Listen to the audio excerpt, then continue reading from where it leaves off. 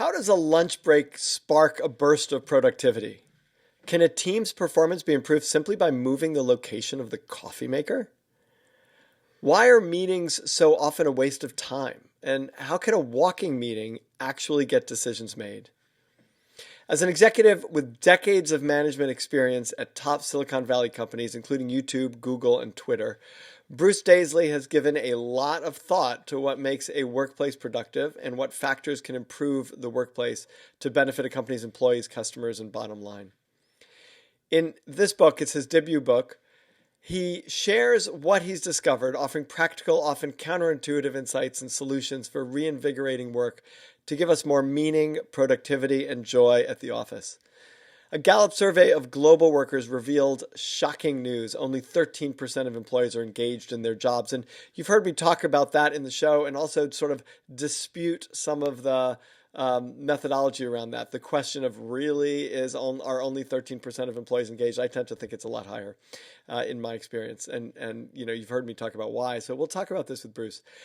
But assuming that more people can be engaged than are, it means that employees are burnt out and unhappy, and that's a reality for a vast majority of workers. Managers and employees themselves can make work better. That's the promise underneath that underlies this book that Bruce has just written, Eat, Sleep, Work, Repeat, which shows them how to engage more deeply and to have work not suck. Offering more than 24 research-backed, user-friendly strategies, including going to lunch and a tea break, which is very appropriate since Bruce is a Brit and speaking to us from London, conducting a pre-mortem, and other things that we'll be talking about with him today in the podcast. So I also want to tell you that Bruce is the European Vice President for Twitter, and he also is the host of a tough business podcast, Eat, Sleep, Work, Repeat. So Bruce comes to us not just as a writer and a thinker, but a practitioner, as a leader, putting these things into practice at Twitter. So let's welcome Bruce Daisley. Welcome to the Bregman Leadership Podcast. Hello there. Thank you for having me. So, you start part one of this book with the subtitles 12 performance enhancing actions to make work less awful. And, I mentioned here I sort of said how to make work suck less. But I tend to bristle a little bit at the pessimism of that sentence. Like, is work really awful? I mean, are we starting from this place of, work is awful and we've just got to minimize the awfulness of it? Give me your thinking about this. Yeah, I mean, for me, work is sometimes it can feel a bit like a night out with your partner when you're tired, and no one wants to admit they're tired. They want to make out we're having fun, and there's always been a degree of performance to work. I always like to think. When we used to phone my mum at her work, she used to have a phone voice that was considerably more refined than the voice she used on us. So there was always a degree of performance. We've always made out that we're a slightly better version of ourselves at work. But there's a strange thing going on right now where it's not for no reason that people are talking about a burnout epidemic. People are talking about something being a limit being passed where more and more of us are feeling frazzled, worn out, just left sort of a little bit empty by our jobs. And I don't think that's exclusive to lower status workers, people earlier in their career. I think also a lot of bosses are feeling that as well. So my feeling was, look, I witnessed this at close hand. I worked in very fast moving environments where I was witnessing workers who filled with, we often tell ourselves that the secret of good work is that people feel a sense of purpose, a sense of mission. And I was seeing people around me who were imbued with a strong sense of mission, and yet there was something going wrong in them. They just felt overwhelmed and no longer able to function in the imaginative, creative, and sort of energy-filled way that they used to want to, really. Yeah, and that makes a lot of sense to me. So it's not necessarily that people are disengaged. They actually might be hyper engaged, but they're so overwhelmed or they're working so hard on what they care about that that they get burnt out, or that the return isn't there because other people aren't necessarily engaged with the same things they're engaged with, and so they tend to work at cross purposes to others. But that's the struggle that I'm seeing. That it sounds like you're saying that you're seeing that as well. Yeah, precisely. And Peter, we've all been in situations where we know what we would do if it was up to us, and yet through a combination of corporate rules, red tape, a boss that doesn't want to upset anything, we find ourselves in a situation where we know what we'd love to do. We innately, as human beings, we love working. We love having a sense that we can accomplish something through our work, but sometimes we're not necessarily disengaged with the task we've been charged with doing, but we just feel overwhelmed and not able to bring as much energy to the job as we want. And I think that was my start point. I was observing people with me who maybe weren't in the motivated, positive state that they'd been 6 months, 12 months, 2 years before.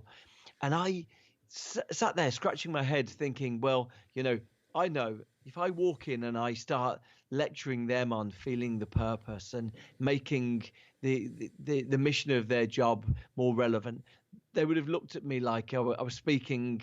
I was trying to enchant magical spells, and my feeling was I needed to try and really just see the state that people were in. And I set about thinking, what's the way, as a leader, but I think also as a participant, what's the way that I can get this team back to enjoying their jobs again? It sort of reminds me of Maslow's hierarchy, which is sort of like if you're not dealing with the basic fundamental issues of safety and security, or, warmth and you're well fed and then you're not going to be able to self-actualize. You're not going to be able to do Absolutely. the more engaging work. And so just the fact that how you've titled this book, Eat, Sleep, Work, you're really at that part of the Maslow hierarchy, that you're basically saying, we talk a good game about the sophistication of leadership and everything that we're trying to do, but if we're not taking basic care of ourselves and we're not working together in basic ways that reinforce the foundation of how we can, exist in healthy ways in society and at our workplaces, then, all that other stuff is wasted because we'll just be burnt out. And exactly that. But here's one fascinating thing, Peter. I discovered in my work that we have this Maslow's hierarchy of needs very strongly established in our minds. But here's one of the strange things that we often don't know about Maslow's hierarchy of needs is that actually when anyone has looked into it, the two most important elements of Maslow's hierarchy are food and shelter. But when anyone has done any analysis, they've found that the belongingness that is meant to be the next stage up is as important as food and shelter. And this, I think, is one of the fundamental truths that we often neglect about work. We hear things like the Netflix culture document. Reed Hastings in that says that it's a team, not a family, meaning you shouldn't feel the sense of companionate love. You shouldn't feel the sense of a bond with these people. These are colleagues, nothing more. In fact, when we look into Maslow's hierarchy of needs, this one academic paper that for me is probably got as many citations as any paper I've ever seen by two guys, Mark Leary and Roy Baumeister. And they said they couldn't differentiate any difference between the need for food, shelter, and belongingness. Right. Wow. That It's really powerful. Yeah, it is, because look, let me give you a remarkable story. It goes back to Frederick II, Holy Roman Emperor. No one has quoted a Holy Roman Emperor on your podcast before, but he was a man ahead of his time, and he did a lot of experiments. He had one experiment where he sent he gave two villagers a hearty meal. He sent one of them out on an evening's hunting expedition. He sent the other one to bed because he wanted to know, ahead of his time, 8 centuries ago, which one was going to digest more of their food. The only way to discover, unfortunately at the time, was to kill them both and cut them open and disembowel them and have a look. So he was fascinated. But another one of his experiments was that he was convinced human beings would speak their own native language if the tutors in his local village weren't teaching them German. So he took some babies from their mums and he gave them at birth to the midwives that he had. And he instructed the midwives, don't feed them, don't look at them, don't talk to them. And here's what happened. All of the babies died. Why? Because belongingness is as important as food and shelter. When it comes then to the workplace, we often imagine this future of work, which is lots of us dialing in from laptops, and we might be on a lake somewhere, we might be sitting at a beach cabin, because we imagine that work is a thing we do rather than a place we go. And what we miss with that is there seems to be really strong evidence that human beings start pretty quickly to feel like something's missing. That embarrassing thing of needing to be near other human beings seems to provide far more of our energy and our sense of being a human than we could possibly imagine. So interesting and very compelling and true in my experience. And I think of Susan Cain and her work on Yeah. introversion, and I sort of wonder about that, because as an introvert you need to belong as much as an extrovert. You just might do it in a different, in a quieter sort of way. And I do think and I want to go through these the recharge, sync, and buzz, right? The way you break up the book. When I think about the recharge piece, a lot of it is, and I might be getting this wrong, but it's a little bit withdrawing from other people. Like and it's probably that, I'm guessing, because the next one is like ways to make teams closer, when you're thinking about sync. But in a way, you need to inhale and exhale. You need both. You need to like belong and know that you belong. And from that I guess gives you the confidence to be able to withdraw and have the space that you need for yourself, so that you're not getting burnt out. Am I thinking about this correctly? Yeah, that's exactly right. Exactly right. A lot of us find one of the biggest pieces of work ever conducted, asking people what is a good day at work, and of course the results of all these things are always self-evident. But the biggest piece of work conducted asked people what was a good day at work, and people said it was when they made progress in something meaningful. Very simple, very simple. And yet, when we look at the average working day of anyone who might work with us, or the average working day of new starters, the book's very much designed for people in their 20s, 30s, maybe getting going in their careers. And when you ask those people, they describe a life beset with interruptions, where meetings are only punctuated so they can go and tackle the tsunami of emails that's arrived on their computers. And we struggle to get things done. And that's one of the reasons why people feel overwhelmed. They feel like they can't get anything done at work because of the meetings, interruptions, and emails. They often find themselves sitting on their couch at home, swiping away emails, responding to Slack messages while they're meant to be watching a Netflix show.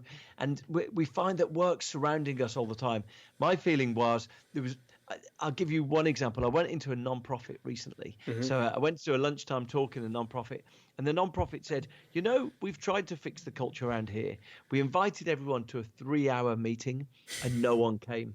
And I thought that's a classic example. We often think we're going to fix the workplace culture by adding more to the demands that we're imposing on our workers.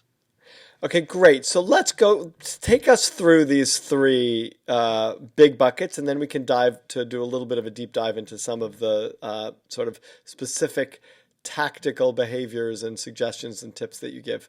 Recharge, sync, and buzz. Yeah, so recharge is very much aimed at, before we set about trying to improve our teams, let's get ourselves back on a good firm basis. So some of them are as simple as taking a lunch break. Most of us are familiar now with the tradition of eating lunch al desco, and we find ourselves pecking emails while we have a sandwich in hand. And one of the things that you discover when you look into the research of taking a lunch break is that it often improves people's energy levels at weekends. May be obvious, but most of us feel that we work through lunch so that we can leave on time. And actually what we find is that we're putting ourselves in a state of exhaustion. So these interventions that I've found I often hear teams say we're trying a monk mode morning, or we're trying walking meetings, and so there's just very simple interventions.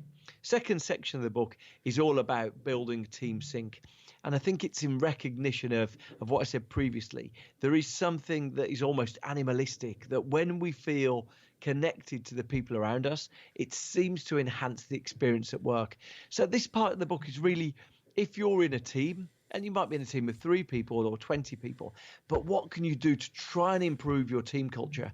Normally what we find is that you can have one team that sits next to another team in a workspace, and yet their teams can be completely different from each other. Often good culture, good working culture exists at a team level. And I think this is where any reader has got the opportunity to actually improve their work life, because bringing the way that I've set about doing this is these 30 interventions, but you could copy one of these, Xerox one of these, bring these to your boss, bring it to your team offsite and say, oh, guys, I wonder if we could, guys and girls, I wonder if we could talk about maybe trying something new here. And these are just ways to try and improve the dynamic in your team, whether it's creating a norm that you all agree you're going to stay off weekend emails, or if you're just going to try and stage interventions that maybe bring a bit more laughter to your workspace.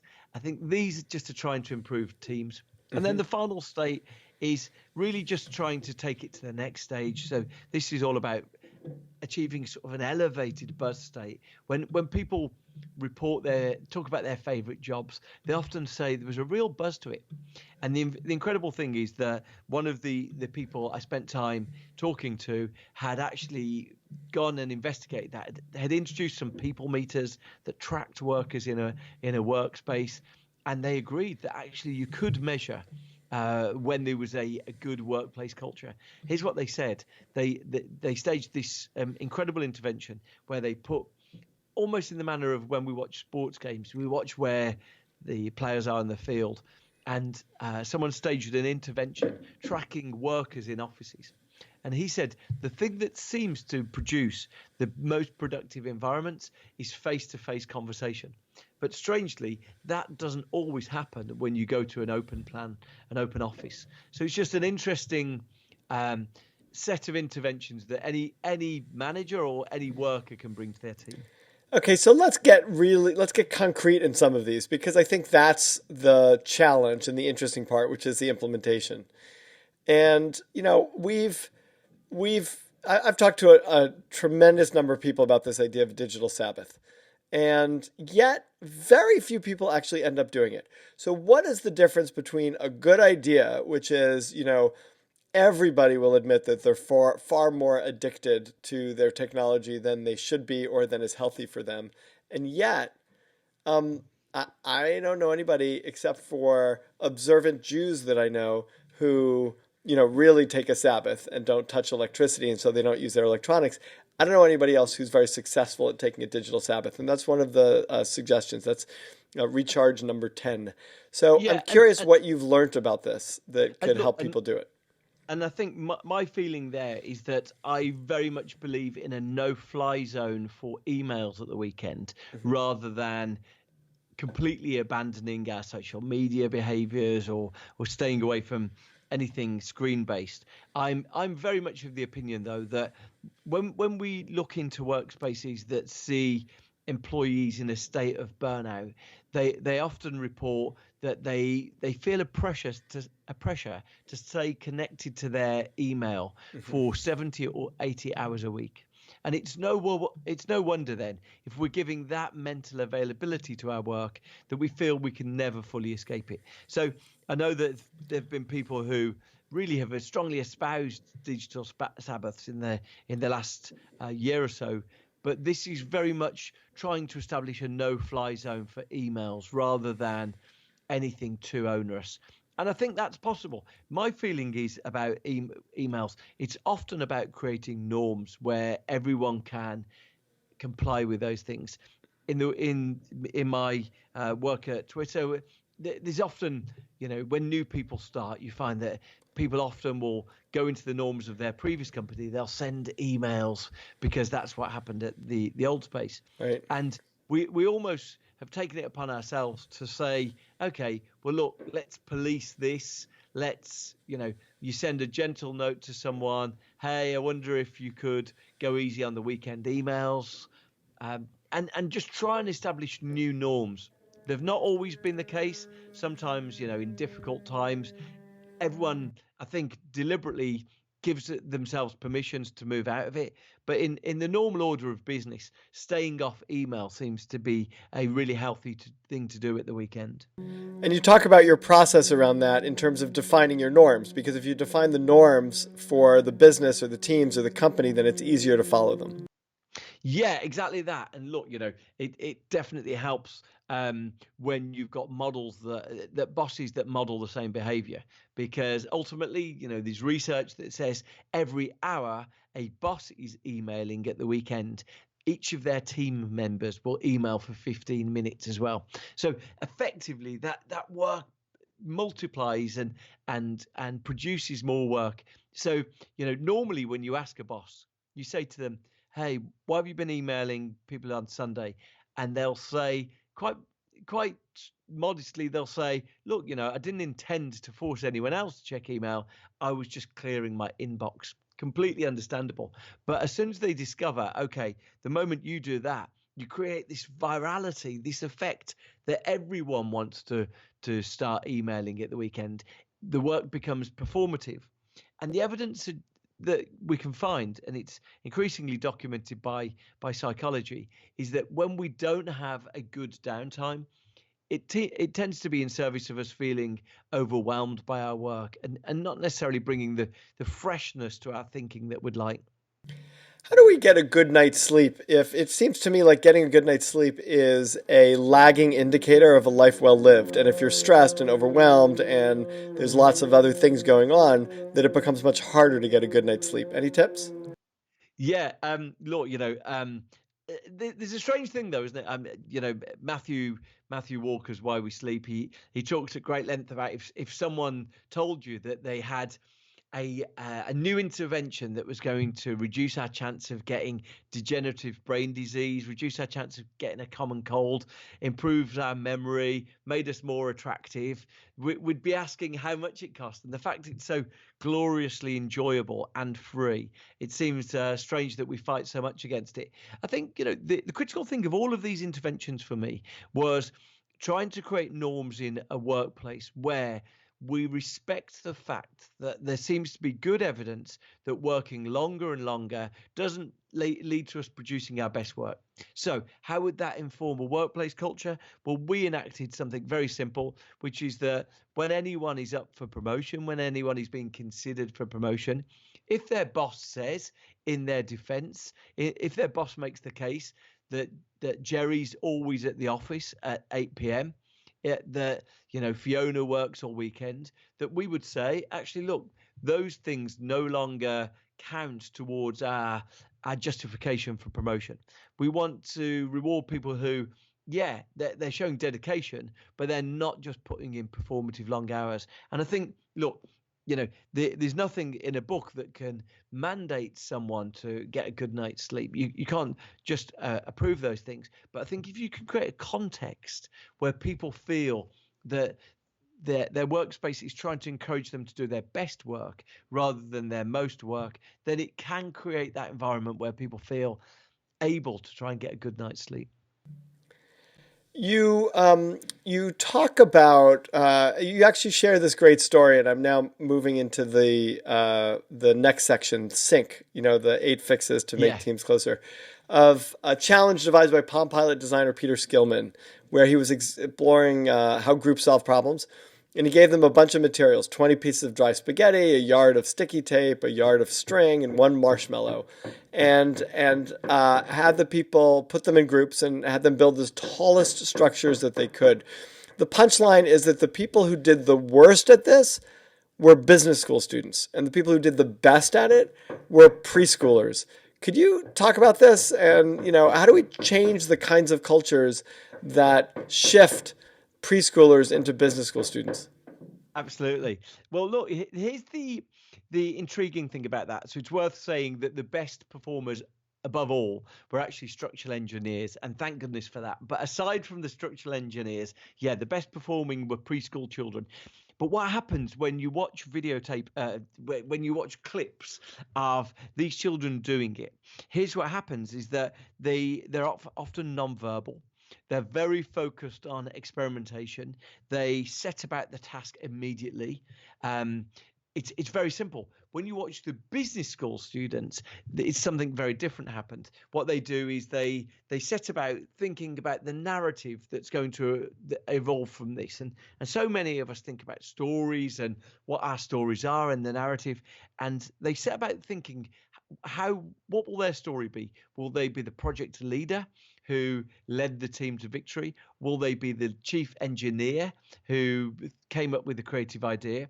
And so, as a consequence, what you observe is that, in contrast to the preschoolers who just set about non-verbally jabbing things and shoving spaghetti into the marshmallow, these people start trying to think about, I guess, to some extent, the status, managing the status of sort of the people in the experiment. And I think we can learn a lot about how meetings tend to be. Most of us find ourselves in this weird situation.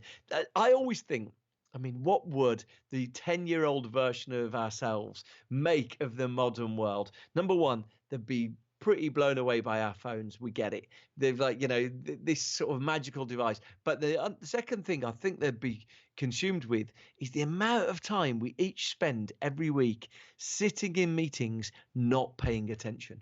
It's just like this catastrophic loss of human attention and creativity and cognition, because we're all sitting waiting for a department that we couldn't really identify half of the people in it to finish talking about their part of the business.